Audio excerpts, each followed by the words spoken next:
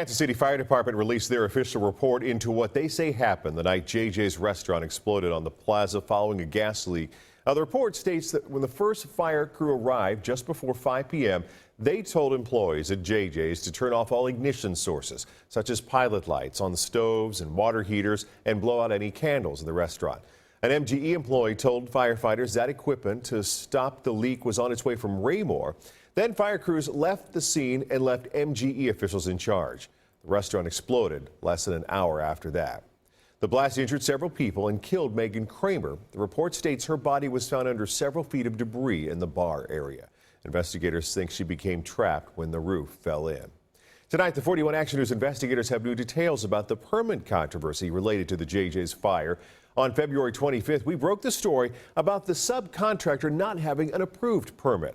2 days later, we obtained emails that showed the company had submitted the permit paperwork 2 weeks earlier, but Kansas City had lost it. Investigator Ryan Kath dug into the permit issue and uncovered more problems.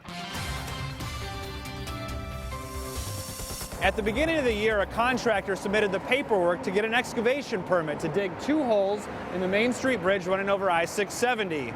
The work for that city project was done by mid-January, but the city didn't approve the permit until nearly 2 months later. Before companies like K&W Underground dig up Kansas City streets, they're supposed to get that work approved. But the city's permit process is under the microscope after last month's deadly fire on the plaza. The contractor digging outside JJ's restaurant, Heartland Midwest, did not have an approved permit from the city. But we showed you that the company had submitted the paperwork weeks earlier. So how often do companies break pavement before a permit is approved?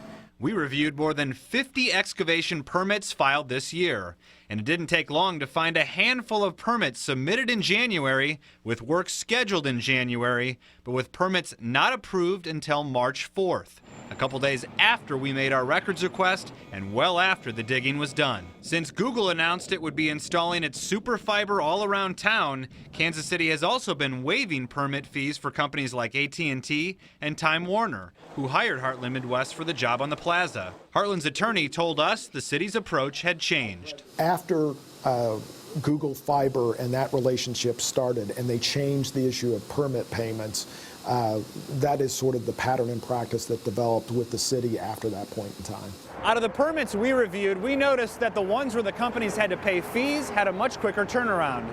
Many of those were approved the very same day. In Kansas City, I'm investigator Ryan Kath, 41 Action News.